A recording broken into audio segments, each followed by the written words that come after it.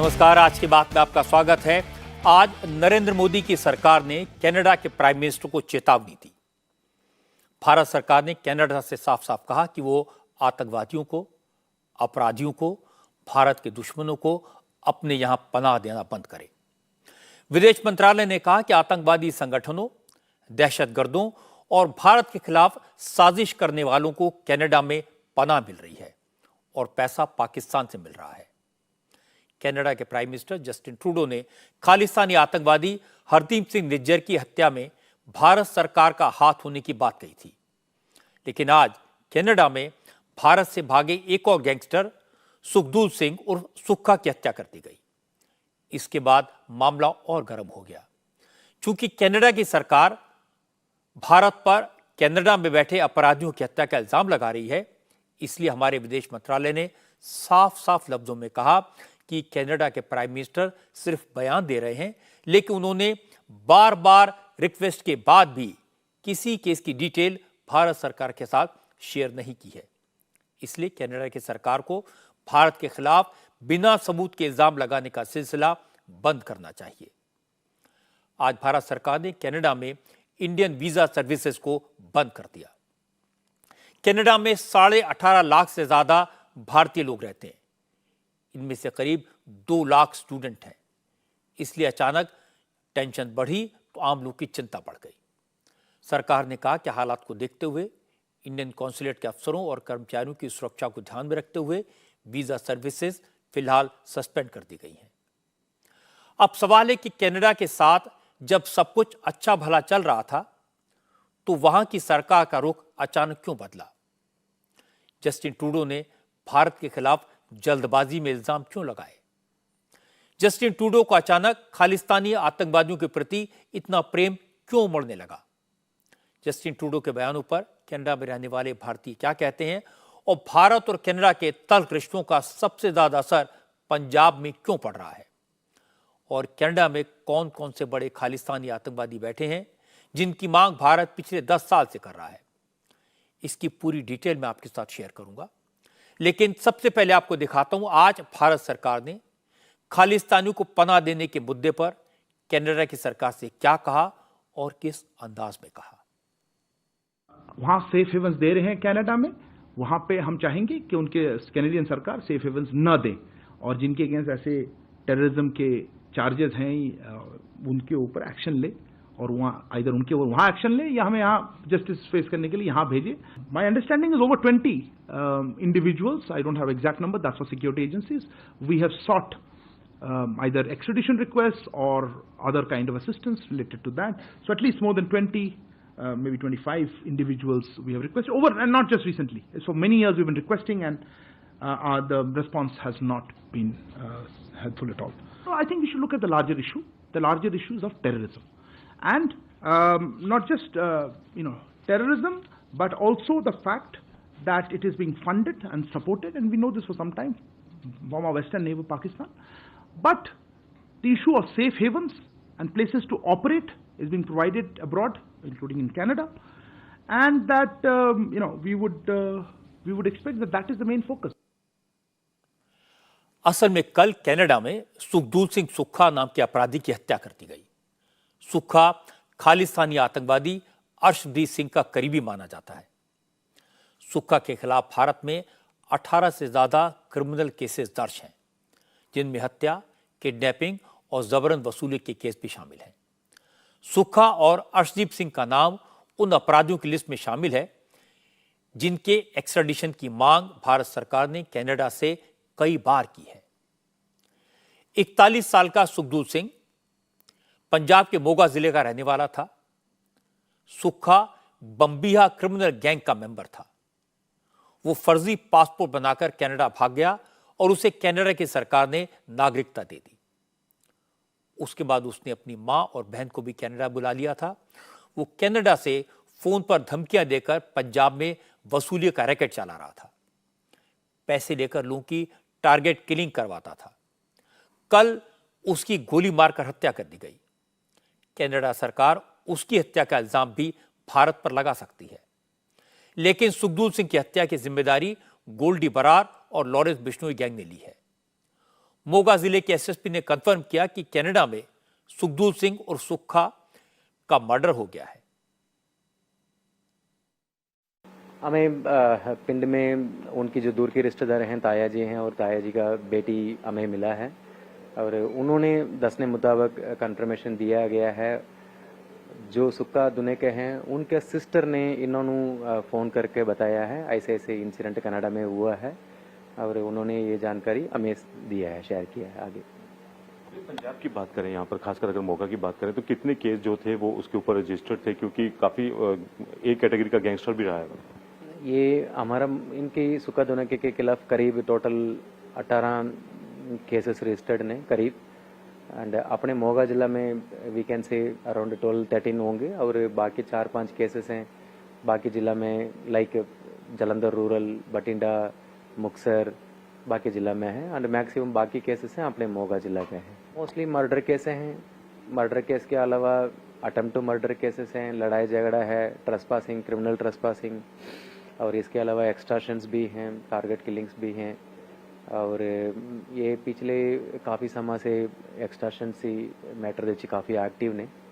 सो फिलहाल अपने मोगा जिला में पिछले 4-6 महीने तो सुक्का दुने के कोई एक्सटॉर्शन कॉल्स हमें रिसीव नहीं हुआ, maybe some other districts में होया होगा। मैं थोड़ी सी बैकग्राउंड आपको बता देता हूं। नेशनल इन्वेस्टिगेशन एजेंसी यानी एनआईए ने 43 यानी 43 वांटेड अपराधियों और आतंकवादियों की लिस्ट जारी की थी। इनमें से कई क्रिमिनल और आतंकवादी कनाडा में रहते हैं। इनमें सुक्खा का नाम भी शामिल है। इसके अलावा खालिस्तानी आतंकवादी हरविंदर सिंह उर्फ रिंदा सिंह और लखबीर सिंह के नाम भी हैं, जो प्रतिबंधित बब्बर खालसा संगठन से जुड़े थे। एनआईए की लिस्ट में अर्श डाला का नाम भी है, जो खालिस्तानी आतंकवादी है और मारे गए आतंकवादी हरदीप निज्जर का साथी है। इस लिस्ट में रमनदीप सिंह उर्फ रमन जज का भी नाम है। रमनदीप पर आरोप है कि उसने पंजाब में धार्मिक नेताओं की हत्या के लिए फंड जुटाए थे। एनआईए के वांटेड की लिस्ट में सोवर ढिल्लों का नाम भी है, जो खालिस्तान समर्थक है। उस पर पंजाब में इंटरनेशनल कबड्डी प्लेयर की हत्या कराने का इल्जाम है। ये सारे आतंकवादी कनाडा में बड़े आराम से रहते हैं, क्योंकि कनाडा की सरकार ने ज्यादातर को वहां की नागरिकता दे दी है। इसीलिए विदेश मंत्रालय के प्रवक्ता अरिंदम बागची ने आज कहा कि कनाडा ने ऐसे बहुत से अपराधियों को पनाह दे रखी है जो भारत में वांटेड हैं, लेकिन बार बार इंफॉर्मेशन देने के बावजूद कनाडा की सरकार ने कोई एक्शन नहीं लिया। चूंकि आतंकवादियों के मुद्दे पर भारत और कनाडा के रिश्तों में खटास आई है, इसलिए पंजाब के लोगों में चिंता है, क्योंकि पंजाब के लाखों परिवार ऐसे हैं जिनके रिश्तेदार या तो कनाडा में बसे हैं, या फिर वहां नौकरी कर रहे हैं, या फिर उनके बच्चे वहां पढ़ने के लिए गए हैं। ਸਾਡੇ ਇੱਥੋਂ ਪੰਜਾਬ ਚੋਂ ਗਏ ਜਿਹੜੇ ਵਸਨੀਕ ਨੇ, ਨੌਕਰੀਆਂ ਦੀ ਖਾਤਰ ਗਏ ਨੇ, ਪੜ੍ਹਾਈਆਂ ਦੀ ਖਾਤਰ ਗਏ ਨੇ, ਉਹਨਾਂ ਤੇ ਬੜਾ ਮਾੜਾ ਅਸਰ ਪੈ ਰਿਹਾ ਹੈ। ਇਸ ਵੇਲੇ ਬਹੁਤ ਜ਼ਿਆਦਾ ਪੰਜਾਬ ਦੀ ਕਮਿਊਨਿਟੀ ਜਿਹੜੀ ਆ ਉਹ ਕੈਨੇਡਾ ਵਿੱਚ ਜਾ ਕੇ ਵਸੀ ਹੋਈ ਆ, ਉਸ ਬਾਰੇ ਜ਼ਰੂਰ ਸੋਚਣਾ ਚਾਹੀਦਾ ਕੈਨੇਡੀਅਨ ਗਵਰਨਮੈਂਟ ਨੂੰ ਵੀ ਕਿ ਸਾਡਾ ਜੋ ਕੀਤਾ ਹੋਇਆ ਕੋਈ ਵੀ ਕਿਸੇ ਤਰ੍ਹਾਂ ਦਾ ਵੀ ਗੱਲ ਉਹ ਕਿਸ ਤਰੀਕੇ ਨਾਲ ਫਰਕ ਪੈਂਦੀ ਹੈ ਪੰਜਾਬੀ ਕਮਿਊਨਿਟੀ ਨੂੰ, ਇਸ ਬਾਰੇ ਜ਼ਰੂਰ ਸੋਚਣਾ ਚਾਹੀਦਾ। ਇੰਡੀਅਨ ਗਵਰਨਮੈਂਟ ਨੂੰ ਵੀ ਚਾਹੀਦਾ ਹੈ ਕਿ ਉਹ ਇੱਥੇ ਹਾਲਾਤ ਇਹੋ ਜਿਹੇ ਬਣਾਉਣ ਕਿ ਇੱਥੋਂ ਦੀ ਲੋਕੀ ਮੂਵ ਨਾ ਕਰਨ ਦੂਸਰੇ ਦੇਸ਼ਾਂ ਦੇ ਵਿੱਚ। ਇੱਥੋਂ ਦੇ ਹਾਲਾਤਾਂ ਤੋਂ ਦੁਖੀ ਹੋ ਕੇ ਲੋਕੀ ਮੂਵ ਕਰ ਰਹੇ ਨੇ। आज अकाली दल के नेता सुखबीर बादल और हरसिमरत कौर बादल ने होम मिनिस्टर अमित शाह से मुलाकात की। सुखबीर ने कहा कि कनाडा के साथ टेंशन का सबसे ज्यादा असर पंजाब के लोगों पर पड़ रहा है। भारत के वीजा बंद कर देने की खबर से पूरे पंजाब में पैनिक है, लोग परेशान हैं। उनको लग रहा है कि कनाडा में रह रहे उनके बच्चे और परिजन अब भारत कैसे वापस आएंगे। हिंदुस्तान के बाद कनाडा ऐसा देश है जहाँ सबसे ज़्यादा हिंदुस्तानी वहाँ रहते हैं, और हिंदुस्तानियों में पंजाब ऐसे हैं जो पंजाब और से सब बहुत ज़्यादा वहाँ हैं। हज़ारों बच्चे हर साल वहाँ कनाडा पढ़ने जाते हैं। हज़ारों फैमिलीज़ वहाँ माइग्रेट कर रही हैं और वहाँ से लोग वहाँ यहाँ अपने देश में आते हैं मिलने के लिए, अपने रिश्तेदारों के लिए। अगर वीज़ा डिनाइल हो गया दोनों साइडों में, पिछले 2 दिनों में बहुत ज़्यादा पैनिक पंजाब में हुआ है। बहुत लोगों का फ़ोन मेरे पास आया है, बच्चों का आया है कि हमारा इस कॉलेज का क्या बनेगा, हमारी वहाँ स्टडीज़ का क्या होगा, और बुज़ुर्ग बोल रहे हैं कि हमारे बच्चे वहाँ हैं, कोई बुज़ुर्ग वहाँ स्टक हो गए हैं, हम कैसे वापस आएंगे। सो ये पैनिक इतना बढ़ रहा है, और ये पैनिक जैसे बढ़ेगा इसका बहुत ज़्यादा रिएक्शन होगा। सो मैं रिक्वेस्ट करता हूँ गवर्नमेंट ऑफ इंडिया को कि गवर्नमेंट ऑफ कनाडा और इंडिया ये जल्दी इसका कोई सोल्यूशन, डिप्लोमेटिक सोल्यूशन निकाले, क्योंकि जितना ये क्राइसिस बढ़ेगा इफेक्ट कॉमन मैन को होगा, क्योंकि ये एक ऐसा देश है कनाडा जहाँ सबसे ज़्यादा हिंदुस्तानी वहाँ रह रहे हैं। वीजा सर्विसेज सस्पेंड करने के मुद्दे पर कांग्रेस के सांसद रवनीत सिंह बिट्टू ने भी प्रधानमंत्री मोदी को चिट्ठी लिखी है। वहां रह रहे भारतीयों का ख्याल रखते हुए कदम उठाने की अपील की है। हालांकि रवनीत बिट्टू ने कहा कि आतंकवाद के मुद्दे पर कांग्रेस पूरी तरह सरकार के साथ है। रवनीत बिट्टू ने लिखा कि जस्टिन ट्रूडो अगर आतंकवाद को लेकर इतने ही सीरियस हैं तो अपने यहां छुप कर बैठे खालिस्तानी आतंकवादियों पर एक्शन क्यों नहीं लेते। बिट्टू ने कहा, जिस हरदीप निज्जर के लिए जस्टिन ट्रूडो ने भारत के साथ रिश्ते बिगाड़ लिए हैं, वो निज्जर उनके दादा बेअंत सिंह के हत्यारे का साथी था। अब ट्रूडो साहब का जहाज तो वैसे नहीं चला, वो खटारा था, 36 घंटे यहाँ खड़ा रहा। तो अब वहां पे जाके उन्होंने एक जो वैसे तो उनके सिटीजन है, सिख हिंदू मुस्लिम ईसाई कोई भी हो, सिटीजन तो उनके हैं, तो अब वो हमारे पे ये कह रहे हैं भी इनको इंडियन एजेंसियों ने वहां पे मरवा दिया। अरे भाई, निज्जर जो है, मैं आपको दो बातें बताऊं, जो मेरे ग्रैंडफादर के किलर थे, असैसिनेशन जिन्होंने किया था हवारा, उसका राइट हैंड ये निज्जर था। 93 में यहां से गया और इसको वहां पे सिटीजनशिप दी गई। और दूसरी, अगर ट्रूडो साहब के फादर और ट्रूडो साहब की पार्टी इतनी ये सिंसियर है इस चीज में, तो जब हमारा कनिष्क, एक हमारा एयर इंडिया का विमान जिसमें 300 से ऊपर लोग थे, उसमें भी मेरे मामा जी कर्नल भिंडर, मिस्टर भिंडर उसके पायलट थे, उसकी तो इन्वेस्टिगेशन इन्होंने की नहीं आज तक। तो दूसरी बात, अब ये जो निज्जर एंड कंपनी है, ये 10 मोस्ट वांटेड जो गैंगस्टर हैं यहाँ पे, यहाँ ड्रग पेडलर है, उनमें से एक था। बाकी 8 वहीं बैठे हुए हैं, छुपा के वहां उनको एक डेन बनी हुई है। तो आगे जैसे पाकिस्तान हुआ करता था, वैसे अब कनाडा ने रूप ले लिया है। इसमें तो कोई शक नहीं कि कनाडा में जिन लोगों की हत्या हुई है वो आतंकवादी थे, अपराधी थे, गैंगस्टर थे। भारत में क्राइम करके कनाडा में आराम से घूम रहे थे। कनाडा की सरकार ने उन्हें अपने यहां नागरिकता दे दी थी। भारत सरकार ने उनकी पूरी क्राइम कुंडली, कोर्ट में चल रहे केसेस की पूरी लिस्ट कनाडा की सरकार के साथ शेयर की थी। उनके एक्स्ट्राडिशन की मांग की थी। 5 साल में 26 बार रिमाइंडर भेजे थे, लेकिन इन लोगों पर जस्टिन ट्रूडो की सरकार ने कोई एक्शन नहीं लिया, उल्टा भारत पर इल्जाम लगा दिया। सवाल यह कि कनाडा के प्राइम मिनिस्टर को इस तरह की बयानबाजी करने की जरूरत क्यों पड़ी? उन्हें इससे क्या फायदा हुआ? इन्वेस्टिगेशन पूरा हुए बगैर इस तरह का इल्जाम उन्होंने क्यों लगाया? तो कुछ फिगर्स मैं आपको बताता हूं, इससे आपको अंदाजा हो जाएगा कि जस्टिन ट्रूडो का मकसद क्या है, उनका खेल क्या है। असल में कनाडा की कुल आबादी 3 करोड़ 88 लाख है। इसमें से करीब 1 करोड़ लोग दूसरे मुल्कों से आकर कनाडा में बसे हैं, माइग्रेंट्स हैं। विदेशों से आकर कनाडा में बसने वाले लोगों में सबसे ज्यादा 18.6% लोग भारत के हैं। टाइम मैगजीन की एक रिपोर्ट के मुताबिक दुनिया में भारत के बाद सिखों की सबसे बड़ी आबादी कनाडा में है। कनाडा की कुल आबादी में से 2.1% या लगभग कहें 8 लाख सिख परिवार के लोग हैं। इनमें ज्यादातर लोग कनाडा के टोरंटो, ओटावा, वाटरलू और ब्रैम्पटन शहरों में बसे हुए हैं।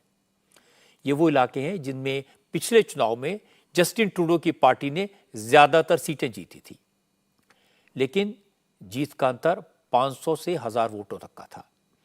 अब कनाडा में फिर से चुनाव होने वाले हैं। जस्टिन ट्रूडो की लिबरल पार्टी की हालत खराब है। ट्रूडो को लगता है कि वो इस तरह के मसले उठाकर कुछ वोट हासिल कर लेंगे, लेकिन जिस तरह से कनाडा में बसे सिखों ने खालिस्तानी आतंकवादियों का विरोध किया है, भारत के साथ एकजुटता दिखाई है, यह साफ कर दिया कि खालिस्तानियों और सिखों में बड़ा फर्क है। इस वजह से ट्रूडो का दाव उल्टा पड़ता दिखाई दे रहा है। ट्रूडो साहब अब बैकफुट पर आ गए हैं और नरेंद्र मोदी की सरकार ने अब डिप्लोमेटिक शिकंजा और कस दिया है। Yes, I do think there is a degree of prejudice here, of prejudice. They have made the allegations, they have taken action on them. To us, it seems or it appears that these allegations by the government of Canada are primarily politically driven. No, let me clarify. No specific information has been shared by Canada on this case. We have, as we have said, or I think we've been made very clear, we are willing to look at any specific information. We have conveyed this to the Canadian side, made it clear to them that we are willing to look at any specific information that is provided to us. But so far, we have not received any such specific information. There was a indirect question on that. Let me also point out that from our side, very specific evidence about criminal activities by individuals based on Canadian soil has been shared with the Canadian authorities on a regular basis, but not been acted upon. We have been, of course, engaged with our partners on various issues, particularly including this one. We have been discussing with them. We have conveyed our position, how we see these developments.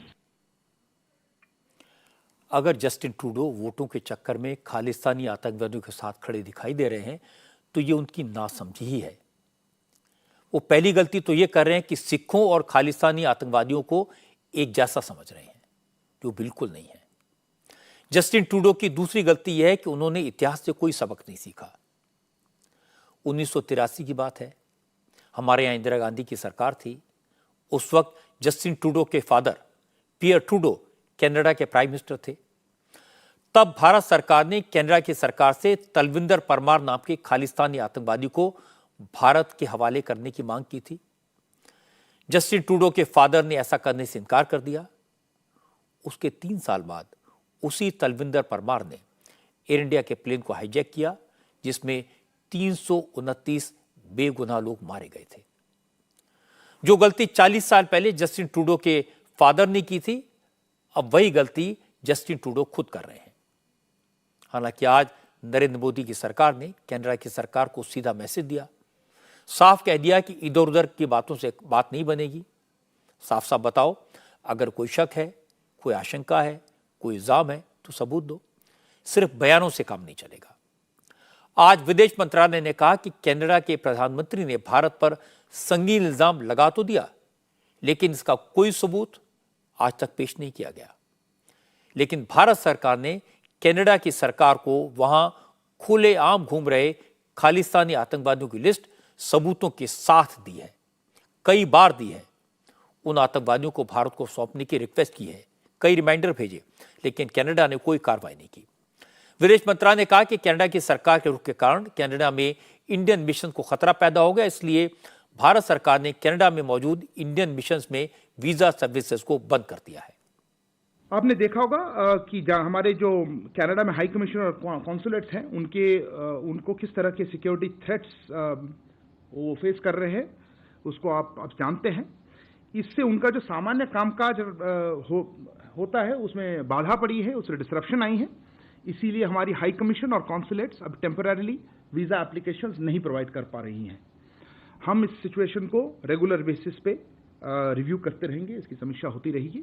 पर अभी के लिए ये security situation जो Canada में और Canadian government की inaction से रहा है, उसके लिए हम इसको अस्थायी रूप में हम इसको वीज़ा आवेदन का जो प्रोसेस है उसमें बाधा पड़ रही है और इसीलिए हमने उसको अभी उसको स्टॉप कर रखा है। बात सिर्फ भारत सरकार की नहीं है। जस्टिन ट्रूडो के इल्जाम पर कनाडा के नेताओं को भी भरोसा नहीं है। कनाडा के पार्लियामेंट में विपक्ष के नेता ने भी जस्टिन ट्रूडो सरकार से सबूत मांगे हैं। लीडर ऑफ ऑपोजिशन पियर पोलिएवर ने कहा कि प्रधानमंत्री ट्रूडो पहले सबूत पेश करें, फिर भारत पर इल्जाम लगाएं। पियर पोलिएवर ने कहा कि जस्टिन ट्रूडो के पास चीन के खिलाफ तो पक्के सबूत थे, तब तो उन्होंने इस तरह चीन पर खुलकर आरोप नहीं लगाए थे। वो भारत को टारगेट क्यों कर रहे हैं? प्रधानमंत्री को सारी सच्चाई सामने रखनी चाहिए। हमें वो सारे सबूत दिखाए जाएं ताकि इस बारे में हम खुद अपना निष्कर्ष निकाल सकें। मुझे लगता है कि पहले हमें सारे तथ्य पता होने चाहिए। प्रधानमंत्री ने कोई सबूत तो दिया नहीं है, उन्होंने संसद में बस एक बयान दिया है। उन्होंने निजी तौर पर भी मुझे उतनी ही जानकारी दी है जितनी उन्होंने अपने बयान में बताई थी। तो हमें इस बारे में और जानकारी की जरूरत है। हमें वो सबूत दिखाए जाने चाहिए जिसके आधार पर प्रधानमंत्री ट्रूडो ने यह दावा किया है। इस बारे में किसी भी नतीजे पर पहुंचने से पहले हमें और सबूत देखने की जरूरत है। मुझे इस बात पर हैरानी है कि प्रधानमंत्री को लंबे समय से पता था कि चीन हमारे अंदरूनी मामलों में दखल दे रहा है। उनके पास इसके सबूत भी थे। चीन ने कई साल तक हमारे 2 नागरिकों को बंधक भी बनाकर रखा था, लेकिन तब तो उन्होंने जनता के बीच जाकर बयान नहीं दिया था। कनाडा के कई सांसदों ने इल्जाम लगाया कि जस्टिन ट्रूडो के बयानों के बाद कनाडा में रहने वाले हिंदुओं पर खतरा बढ़ गया है, उन्हें धमकियां दी जा रही हैं। कनाडा के सांसद चंद्रा आर्य ने कहा कि खालिस्तानी आतंकवादी गुरपतवंत सिंह पन्नू ने कनाडा के हिंदुओं को देश छोड़कर जाने की धमकी दी है। इसलिए उन्होंने कनाडा में रह रहे हिंदुओं से अपील की है कि वो सावधानी बरतें और खालिस्तानी आतंकवादियों की किसी भी हरकत की जानकारी तुरंत पुलिस को दें। Few days back, Khalistan movement leader in Canada and president of Sikhs for Justice, which organizes the so-called referendum, Gurpatwant Singh Pannoon, attacked Hindu Canadians, asking us to leave Canada and go back to India. I've heard from many Hindu Canadians who are fearful after this targeted attack. I urge Hindu Canadians to stay calm but vigilant. Please report any incident of Hindu phobia to your local law enforcement agencies. The Khalistan movement leader is trying to provoke Hindu Canadians to react and divide the Hindu and Sikh communities in Canada. Let me be clear. Vast majority of our Canadian Sikh brothers and sisters do not support Khalistan movement. Most Sikh Canadians may not publicly condemn the Khalistan movement for several reasons, but they are deeply connected to the Hindu Canadian community. This direct attack on Hindu Canadians by the leader of Canadian Khalistan movement is further escalation of the recent attacks on Hindu temples and public celebration of the assassination of Hindu Prime Minister Indira Gandhi by terrorists. America ने भी Canada से कहा कि वो भारत पर जो आरोप लगा रहा है उसके सबूत दे। अमेरिका के विदेश मंत्रालय की प्रवक्ता मार्गरेट मैक्लियोड ने यह कहा कि अमेरिका हरदीप निज्जर की हत्या की जांच पूरी होने का इंतजार करेगा। अमेरिकी प्रवक्ता ने यह भी कहा कि भारत के साथ अमेरिका के रिश्ते बहुत अच्छे हैं। दोनों देश कई सेक्टर्स में मिलकर काम कर रहे हैं और अमेरिका बिल्कुल नहीं चाहेगा कि भारत के साथ उसके रिश्ते खराब हों। प्रधानमंत्री ट्रूडो का इल्ज़ाम जो है वो काफ़ी संजीदा है। हम हमारे कैनेडियन साथी के साथ रब्ता जारी रखते हैं इस मामले पे और हमारे इंडियन पार्टनर्स के साथ भी रब्ता रख रहे हैं। अभी सबसे महत्वपूर्ण बात यह है कि वो मुजुर्म न्याय का सामना करते हैं और जब तक तफ्तीश हो रही है, जांच हो रही है, मैं और तफसील में नहीं बात कर सकती। इंडिया और अमेरिका का संबंध जो है वो दुनिया का सबसे कॉन्सिक्वेंशियल रिलेशनशिप है और अगर आप देखें तो हम बहुत बड़े पैमाने पर बहुत सहयोग कर रहे हैं। Science and technology, stem fields में, एआई में, स्पेस में, हम तालीम और शिक्षा और हायर एजुकेशन में काम कर रहे हैं और हम देखते हैं कि भविष्य में भी बहुत सारे मौके हैं ये बढ़ाने में। हमारे देश के लोगों को छोड़िए, अमेरिका, फ्रांस और दूसरे G20 के मेंबर देशों को भी समझ नहीं आ रहा कि आखिर जस्टिन ट्रूडो को हो क्या गया है। क्योंकि जस्टिन ट्रूडो G20 के लिए जब दिल्ली आए थे, उनके नखरे तभी से शुरू हो गए थे। पूरे G20 के दौरान ट्रूडो की हालत शादी में आए उस फूफा जैसी थी जो मुंह फुलाकर बस में बैठा रहता है, जिसे लगता है कि जब तक वो बस से नहीं उतरेगा शादी नहीं होगी। ट्रूडो को रहने के लिए ललित होटल में प्रेसिडेंशियल स्वीट ऑफर किया गया था। यह स्वीट खास तौर पर सिक्योरिटी प्रोटोकॉल के तहत उनके लिए तैयार किया गया था, जैसे विंडो पेन्स को बुलेट प्रूफ बनाया गया था। इस प्रेसिडेंशियल स्वीट को पूरी तरह से रेनोवेट किया गया था, लेकिन जस्टिन ट्रूडो ने इस स्वीट में रहने से इनकार कर दिया। वो इसी होटल के रेगुलर रूम में रहे। ट्रूडो G20 के डिनर में भी नहीं गए। उन्हें अपनी टीम के साथ दिल्ली के एक रेस्टोरेंट में खाना खाते देखा गया और इसके बाद जब ट्रूडो कनाडा वापस जाने के लिए एयरपोर्ट गए तो उनका प्लेन खराब हो गया। टेक्निकल स्नैक था। विदेश मंत्रालय ने ऑफर दिया कि हमारे प्रधानमंत्री का स्पेशल प्लेन उन्हें छोड़ने कनाडा जा सकता है, पर ट्रूडो अपनी जिद पर अड़े रहे, मैं अपने ही प्लेन में जाऊंगा।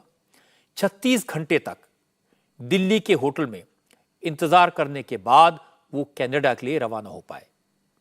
कुल मिलाकर समारोह पूरा हो गया, सारे गेस्ट वापस चले गए और फूफा जी होटल में नाराज होकर बैठे रहे। और जब वापस गए तो भारत पर फिजूल के इल्जाम लगाने शुरू कर दिए और अब जस्टिन ट्रूडो को लेने के देने पड़ रहे हैं। आज की एक और बड़ी खबर, आज प्रधानमंत्री नरेंद्र मोदी ने देश की आधी आबादी को उनका हक देने का वादा पूरा कर दिया।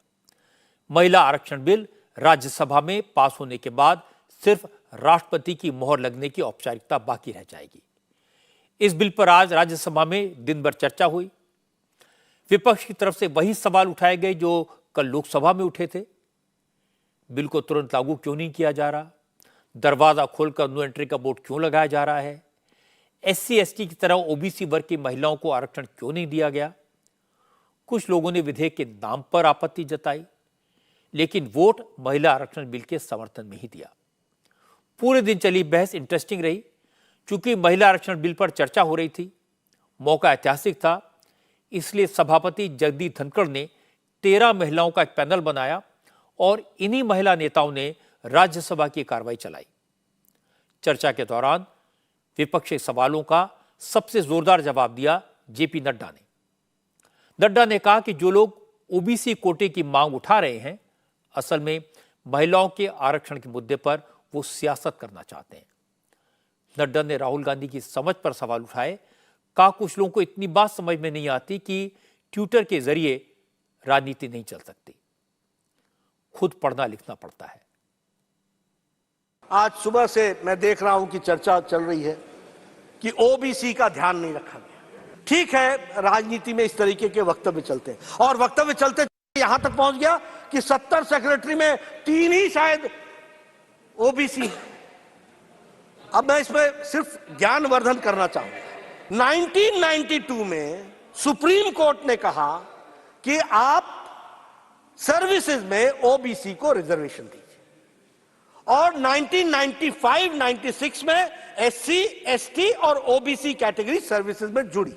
जो सेक्रेटरीज हैं वो 1992 बैच के नीचे के लोग हैं, पहले के लोग हैं। अब मैं आपसे पूछता हूं कि 2004 से 2014 तक कितने सेक्रेटरी OBC थे और कहां थे वो OBC के सेक्रेटरी, किस क्राइटेरिया में थे? जरा हमको इसका ज्ञानवर्धन कीजिए। देखिए, मैं बार बार बोलता हूं, लीडर को लीडर बनना पड़ेगा, ट्यूटर से नहीं चलता काम। ये ट्यूटर्ड स्टेटमेंट से नहीं चलता है काम, और वह भी ट्यूटर अगर कोई लीडर हो तो भी समझ में आता है। ये NGO को लेकर के आ जाते हो, जिन NGO को जिनको आता न पता न सता, कोई चीज जानकारी नहीं, वो आपको समझाते हैं और आप बोल करके सोचो I was shocked and shattered and shocked. अरे भाई, शौक तो लगना ही था, जब पढ़ना ही नहीं पूरा तो शौक ही लगेगा, और क्या होगा।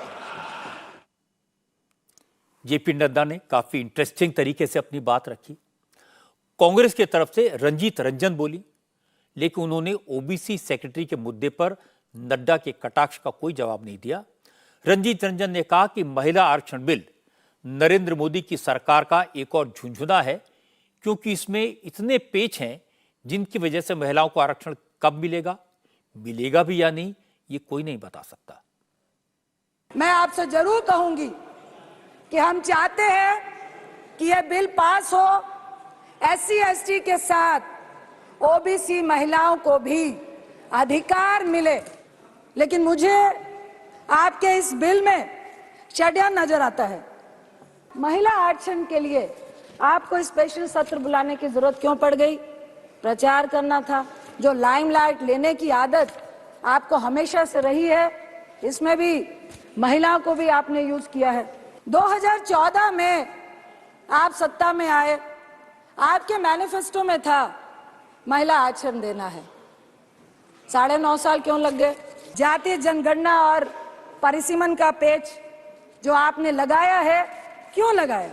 क्या यह चुनावी एजेंडा है 2024 का, जिस पे आपको सिर्फ और सिर्फ झुंझुना दिखाना है? हम चाहते हैं कि जातीय जनगणना, परिसीमन, रोटेशन को दरकिनार करके आप महिला को आरक्षण क्यों नहीं देना चाहते हैं? इसका मतलब है आप पुरुष के हिस्से में से महिलाओं को हिस्सा नहीं देना चाहते हैं। आप परिसीमन करेंगे, सीटें बढ़ाएंगे, उसके बाद आप महिलाओं को एक अलग से हिस्सा देंगे। लेकिन जेपी नड्डा इन सारी बातों का जवाब पहले ही दे चुके थे। नड्डा ने कहा कि जो लोग कह रहे हैं कि ये बिल सरकार का झुंझुना है, सरकार इस बिल को तुरंत लागू क्यों नहीं करती, उस सब कुछ जानकर भी अनजान बनने की कोशिश कर रहे हैं। कुछ इस तरह की चर्चा भी हुई कि इस बिल को अभी से लागू कर दो। मैं यहां स्पष्ट करना चाहता हूं कि कुछ संवैधानिक व्यवस्थाएं होती हैं, कुछ संवैधानिक तरीके से कार्य करने का तरीका होता है। आखिर हमने महिलाओं को रिजर्वेशन देना है, पर किस सीट पर रिजर्वेशन मिले, किस सीट पर ना मिले, इसका फैसला कौन करेगा? इसका फैसला सरकार नहीं कर सकती, एक कौसा है जुडिशियल बॉडी करती है। अब मैं अगर सरकार में हूं और मैं वायनाड को अगर रिजर्व कर दूं तो, अमेठी को कर दूं तो, अगर मैं अमेठी को कर दूं तो, अगर मैं रायबरेली को कर दूं तो, ये इसके लिए दो चीजें आवश्यक है। कालबुर्गी को कर दूं तो हम ये मानते हैं कि आज अगर आप बिल पास करते हो तो 2029 में महिला आरक्षित महिलाएं हमारी एमपी बन करके आ जाएंगी, ये बात पक्की है। लेकिन कहना पड़ेगा कि राज्यसभा में बहस इंटरेस्टिंग हुई। उद्धव ठाकरे की शिवसेना की एमपी प्रियंका चतुर्वेदी ने नड्डा के बयान पर पलटवार किया। प्रियंका चतुर्वेदी ने कहा, ऐसा कानून किस काम का जो पास तो आज हो जाए लेकिन लागू 7 साल बाद होगा। जेपी नड्डा जी ने बहुत सारी बातें कही। उन्होंने कहा this is the only way we can give reservation. मैं कहूंगी with due respect to him, this is not the only way we can get representation and reservation. 2010 का बिल ले आइए, 2010 का बिल लागू होता अगले लोकसभा इलेक्शन से। आप 73rd और 74th अमेंडमेंट देख लीजिए, वो फ्यूचर डेट के नहीं थे, वो इमीडिएटली इंप्लीमेंटेबल थे। पूरी दुनिया में कोई कानून ऐसा नहीं बना होगा जो आने वाले 7 साल बाद लागू होगा। तो ये महिलाओं के साथ ये जो हो रहा है, मैं मानती हूं उनको एक झुंझुना दिखाया जा रहा है कि आरक्षण तो दे रहे हैं, पर आरक्षण के साथ हम कंडीशन भी रख रहे हैं। दरवाजा तो खोल रहे हैं, पर 7.5 साल तक आपको उसमें एंट्री नहीं देंगे, ये कह रहे हैं साथ में। मैं पूछना चाहती हूं, क्या आपको रोक रहा है? कौन सा कॉन्स्टिट्यूशन का हिस्सा है जो आपको रोक रहा है इमीडिएट इंप्लीमेंटेशन से? लालू यादव की पार्टी आरजेडी से मनोज झा ने कहा कि विमेन रिजर्वेशन बिल आ गया, पास भी हो जाएगा, लेकिन अगर इसमें SC ST और OBC को कोटा नहीं मिला तो इतिहास माफ नहीं करेगा। मनोज झा ने कहा इस बिल को सेलेक्ट कमेटी के पास भेजना चाहिए और इसमें SC ST और OBC को शामिल करना चाहिए। As per the delimitation commission 2008 हमारे पास जो सीट्स हैं 412 जनरल सीट्स, 84 SCs, 47 STs। अब हम क्या कर रहे हैं इस बिल के माध्यम से 84 और 47 के अंदर 1/3 कर रहे हैं। क्या यह अन्याय नहीं है? एग्जिस्टिंग सीट्स में नहीं, जो 33% आ रहा है उसके अंदर, जिसका आंकड़ा अभी के हिसाब से 136 सीट बैठता है, उसमें SC ST और OBC की व्यवस्था हो। यह ऐतिहासिक क्षण सचमुच ऐतिहासिक होगा अगर हमने आज इतिहास को व्यापक कैनवस पर देखा, जो प्रधानमंत्री जी कहते हैं। और प्रधानमंत्री जी की कथनी और करनी में फासला नहीं होना चाहिए। आज भी मौका है इसको सेलेक्ट कमेटी में भेज करके SC ST और OBCs को इनकॉर्पोरेट किया जाए। विमेन रिजर्वेशन बिल में OBC के साथ साथ मुस्लिम महिलाओं को भी कोटा देने की बात की गई। यह समाजवादी पार्टी का स्टैंड है। आज जया बच्चन जब बोलने खड़ी हुई तो उन्होंने यही बात कही। सर, आपकी कुर्सी बहुत मजेदार है। वहां बैठो तो वो झूले की तरह आगे पीछे होता रहता है। तो now I know why you keep coming back and sitting here for so long. This is, ये 7 स्टार होटल में अगर कोई अच्छी चीज है तो ये व्हील लाभ चेयर जो है बहुत बढ़िया। सर, हम लोग कौन होते हैं महिलाओं को आरक्षण देने वाले? Who the hell are we? हमारे में हिम्मत है, हम तो आ गए। हमारे लीडर्स में हिम्मत है, हमको ले आए।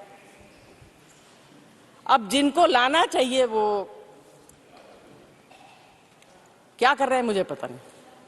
29 तक आएगी, नहीं आएगी, इलेक्शन हो जाएगा, जीतेंगे, महिलाओं को हरा देंगे, जिताएंगे, ऐसे टिकट्स देंगे जहां से वो हार जाएंगी। ये सब ड्रामा बंद होना चाहिए सर। प्रचार के लिए मत करिए, आप लोगों की आदत है, प्रचार बहुत करते हैं आप लोग। खर्चा भी प्रचार के ऊपर करते हैं, बात के ऊपर भी प्रचार करते हैं, इसके ऊपर भी प्रचार, उसके ऊपर। तंग आ गए सर इसका वीडियो देख देख के। असल में जया बच्चन ने चेयरमैन के आसन की बात इसलिए कही क्योंकि आज वो भी थोड़ी देर उस आसन पर बैठी थी। लेकिन उस दौरान एक इंटरेस्टिंग बात हुई। जब जया बच्चन अध्यक्षता कर रही थी तो कांग्रेस की एमपी रजनी पाटिल ने ऐसी बात कह दी जिसे सुनकर जया जी हैरान रह गई। असल में रजनी पाटिल ने इल्जाम लगाया कि सरकार को देश की महिलाओं की चिंता नहीं है, सरकार फिल्म इंडस्ट्री की महिलाओं को लाकर तमाशा कर रही है, उन्हें प्रमोशन के लिए पार्लियामेंट में बुलाया गया है, ये ठीक नहीं है। लेकिन ये सब सुनकर सभापति की कुर्सी पर बैठी जया बच्चन के हाव भाव बदल गए। उन्होंने कहा अगर आसन पर न बैठी होती तो इसका जवाब जरूर देती। इस देश को जब ओलंपिक के मेडल मिलवाने वाली हमारी जो महिला खिलाड़ी है, पहलवान है, उन महिला पहलवानों को अब घसीट के लेके जाते हो रास्ते से, और उनके लिए आपके यहाँ हमदर्दी नहीं, लेकिन आपको हमदर्दी है जो बॉलीवुड से आती है उनको खिलाओ, और वो भी महिला आती है मैडम, वो भी। अच्छा, आज जो वो भी आती है अपने फिल्म का प्रमोशन करती है मैडम। हमारा विरोध इसलिए नहीं कि वो आती है, उनको आने दो, लेकिन अपना प्रमोशन उन्होंने नहीं यहाँ करना चाहिए, और उसके लिए फोटोशॉपिंग होता है, पत्रकार आते हैं, वो नहीं होना चाहिए, ऐसे मुझे लगता है।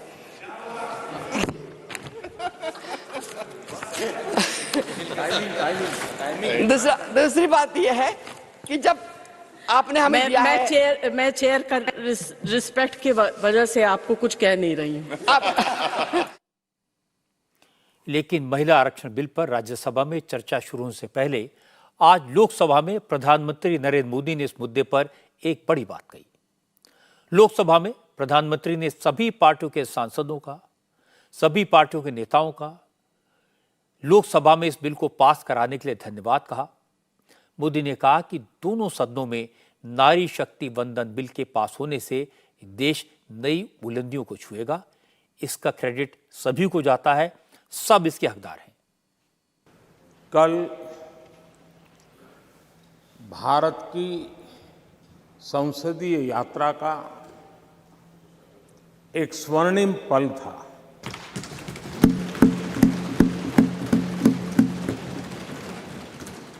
और इस स्वर्णिम पल के हकदार इस सदन के सभी सदस्य हैं, सभी दल के सदस्य हैं, सभी दल के नेता भी हैं। सदन में हो या वह सदन के बाहर हो, वे भी उतने ही हकदार हैं। ये कल का निर्णय, और आज राज्यसभा के बाद जब हम अंतिम पड़ाव भी पूरा कर लेंगे, देश की मातृशक्ति का जो मिजाज बदलेगा, जो विश्वास पैदा होगा, वो देश को नई ऊंचाइयों पर ले जाने वाली एक अकल्पनीय, अप्रतिम शक्ति के रूप में उभरेगा। ये मैं अनुभव करता हूं। और इस पवित्र कार्य को करने के लिए आप सबने जो योगदान दिया है, समर्थन दिया है, सार्थक चर्चा की है, सदन के नेता के रूप में मैं आज आप सबका पूरे दिल से, सच्चे दिल से आदरपूर्वक अभिनंदन करने के लिए खड़ा हुआ हूं, धन्यवाद करने के लिए खड़ा हूं। नमस्कार। कहावत है, अंत भला तो सब भला, जो हुआ अच्छा हुआ। कम से कम मातृशक्ति को उनका अधिकार मिलने का रास्ता तो साफ हो गया। अब ये सवाल उठाने का कोई मतलब नहीं कि ये 6 साल बाद लागू होगा, 7 साल बाद लागू होगा या 8 साल बाद लागू होगा, अभी से क्यों नहीं मिल रहा, इस वक्त बिल पेश क्यों किया गया, अगले सेशन में कर सकते थे, चुनाव के बाद कर सकते थे, पहले क्यों नहीं किया। मुझे लगता है कि महिलाओं ने 27 साल इंतजार किया। अब जितनी देर होती इंतजार और बढ़ता, क्योंकि बिल जब भी पेश होता उसके बाद लागू होने में वक्त तो इतना ही लगता, क्योंकि कौन सी सीटें महिलाओं के लिए आरक्षित होंगी ये फैसला डीलिमिटेशन कमीशन ही कर सकता है, ये कोई सरकार नहीं कर सकती। और ये संवैधानिक मजबूरी है कि डीलिमिटेशन 2026 से पहले हो नहीं सकता। इसलिए अब वक्त ये सवाल उठाने का नहीं है। अच्छी बात है कि सभी पार्टियों ने जिस तरह से इस बिल को सपोर्ट किया, जिस तरह के विचार पार्लियामेंट में रखे, अब उसी अंदाज में महिलाओं को उनका हक मिलने का सर्वसम्मति से स्वागत भी करना चाहिए। जहां तक क्रेडिट का सवाल है, तो क्रेडिट नरेंद्र मोदी को जरूर मिलेगा, क्योंकि उन्होंने महिलाओं को एम्पावर किया, महिलाओं को आगे बढ़ाया, महिला आरक्षण के लिए सभी राजनीतिक दलों में सहमति बनाई, सही समय पर बिल पेश किया और पूरे बहुमत से इसे पास करवा लिया। लेकिन दूसरी पार्टियों के नेता भी इसका पूरा क्रेडिट ले सकते हैं। अगर बीजेपी इसका इस्तेमाल चुनाव में करेगी तो दूसरे भी कर सकते हैं, और इसमें कोई गलत बात नहीं है, कोई बुरी बात नहीं है। लेकिन मोदी की इस कोशिश का असर यह हो रहा है कि अब सब पार्टियां खुद को महिलाओं की सबसे बड़ी हितैषी साबित करने में जुट गई हैं। आज जब राज्यसभा में महिला आरक्षण बिल पर चर्चा हो रही थी, उस वक्त छत्तीसगढ़ में कांग्रेस की सरकार महिला समृद्धि सम्मेलन कर रही थी। भिलाई में हुए सम्मेलन में मुख्य अतिथि थी प्रियंका गांधी। प्रियंका ने यहां छत्तीसगढ़ की आदिवासी महिलाओं के साथ पारंपरिक डांस किया और उसके बाद कहा कि महिलाओं की सबसे ज्यादा चिंता कांग्रेस ने की है। कांग्रेस सिर्फ विकास की बात करती है, लेकिन बीजेपी धर्म के नाम पर लोगों को लड़वाकर वोट हासिल करने की कोशिश करती है। प्रियंका ने कहा कि प्रधानमंत्री मोदी जाति और धर्म की राजनीति करते हैं, लोगों की परेशानियां दूर करने के बजाय बड़े उद्योगपतियों को फायदा पहुंचाते हैं। अब जनता के जज्बातों का इस्तेमाल हो रहा है, धर्म की बातें होती हैं, जाति की बातें होती हैं। प्रधानमंत्री श्री नरेंद्र मोदी जी को हाल ही में उन्होंने G20 कराया। कोई नहीं कहता कि ये बुरी चीज है, अच्छा है, देश का मान सम्मान बढ़ता है, अच्छा है। 27,000 करोड़ रुपए इन्होंने खर्चे यशोभूमि को बनाने में, 20,000 करोड़ रुपए इन्होंने खर्चे नए संसद भवन को बनाने में, 8,000 रुपए के ये हवाई जहाजों में उड़ के जाते हैं सिर्फ उनके लिए। 2 हवाई जहाज खरीदे हैं 8,000 करोड़ रुपए के। लेकिन ये आपको ये जवाब नहीं दे पाते कि आपकी सड़कें टूटी क्यों हैं।